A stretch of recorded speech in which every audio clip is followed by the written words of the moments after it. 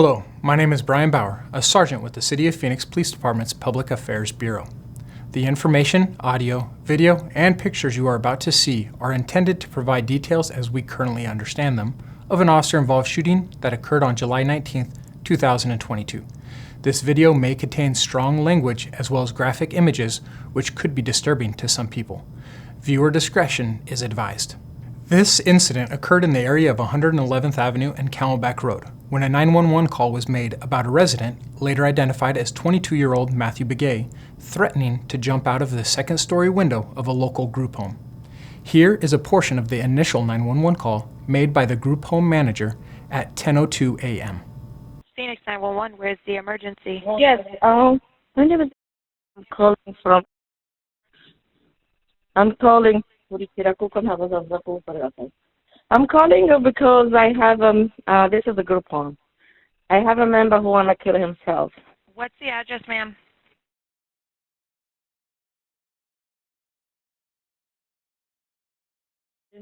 What do you mean he wants to kill himself? Does he have a plan? Is he trying to make an attempt? Yeah, he's just standing on the window, wanna jump through the window.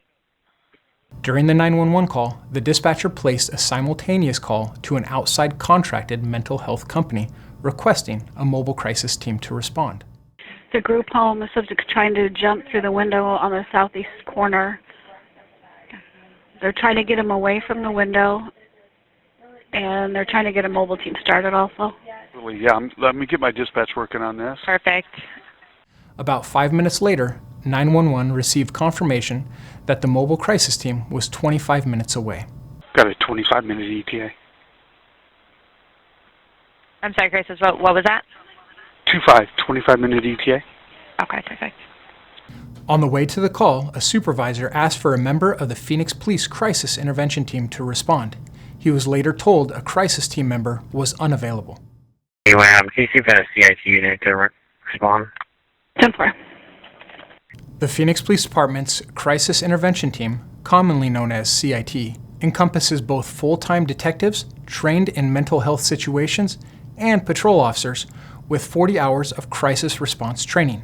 The role of these specialized officers is to assist during crisis situations if available. Body-worn cameras are used by all officers assigned to patrol and several specialty units. Per policy, they are worn at mid-torso level and capture the view of the line of sight from that perspective. It's important to note that the camera lens is fixed and does not capture everything seen or experienced by the officer. When activated, both audio and video turn on. The body-worn camera has a buffer of video without audio for 30 seconds prior to activation. This feature is designed to capture incidents that happen suddenly where an officer doesn't immediately activate the camera. The Phoenix Police Department does not currently use in-car camera systems. At about 10:12 a.m., the first two officers arrived at the group home and spoke with the caller, who directed them to Matthew inside the home. The two officers entered the group home and began to walk up the stairs. What's his name? Matthew. What is it? Matthew. What's he wearing? What is he wearing? The black shirt, he just said What is he wearing? black shirt, t-shirt and jeans. Okay. They found Matthew standing on the landing of the second floor. Matthew was looking down at the officers positioned blocking the top floor. You're not gonna go to jail, come on. Come down here. Nope. Alright, dude, just come down here so we can talk. Nope. You're not going to jail. Why would you be going to jail? Nope. Huh? Not going. Alright, you just talk to us real quick. You're not gonna go to jail, man. I hear me just fine. Huh? You can hear me just fine? As officers were talking with Matthew, they attempted to walk up the stairs. Concerned for their safety, officers stayed on the middle landing of the stairs.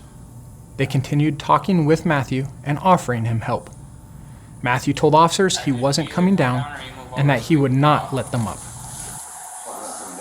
Huh? You ain't coming up. I'm not coming up. I ain't going down.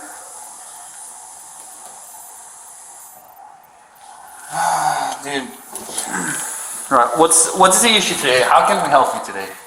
I'm worried about it. Huh? I'm worried about it. Don't worry about it. Well, I have to because now I'm over here and they called The us. two officers continued negotiating with Matthew for about 15 minutes. During negotiations, officers again requested someone from the crisis intervention team. No one was available. Either one of those units that are 23 CIT. Love and Ocean. We are not. I want to check citywide also. Over the next few minutes, additional officers arrived on scene and stayed at the bottom of the stairs. Well, I need you to move over so I can come up. I'm not coming up if you're If you move that way, we can go up. Yeah. You're trying to fight? Is that what you're trying to do? You're trying to die? At about 10:31 a.m., Matthew is heard saying he was trying to die. Shortly after, he is seen removing a knife from his right pants pocket. He begins to take a step down the stairs towards officers. Drop it. He has a knife. Drop it. Officers ordered Matthew to drop the knife. Drop He it. did not. Dude, if you don't drop it right now, I'm going to shoot you. Alright.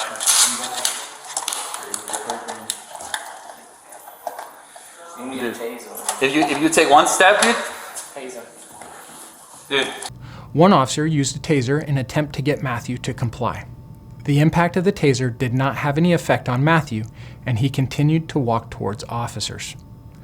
One officer then fired his duty weapon, striking Matthew and causing him to fall on the middle landing of the stairs.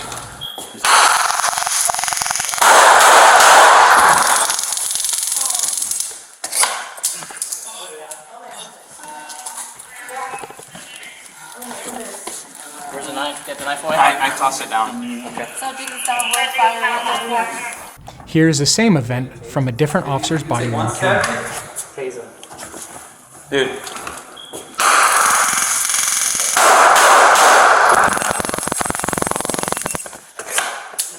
Put it out. Where's the knife? Get the knife away. I toss it down. Okay. To better provide medical aid to Matthew, officers carried him to the front patio area of the house and away from the 3 occupants who were still upstairs. Once outside, officers continued providing medical aid until Phoenix Fire Department took over and transported Matthew to a hospital, where he later died from his injuries. The officer involved in this shooting has been with the department for 2 years and is assigned to the Maryvale Estrella Mountain Precinct. This incident is subject of both an internal and criminal investigation, which will be reviewed by Maricopa County Attorney's Office. Conclusions about whether the actions of the officer are consistent with the department policy and the law will not be made until all facts are known and the investigation is complete. This video was intended to inform and educate the public about a critical incident in our community. You can learn about the Phoenix Police Department's transparency policy on our website.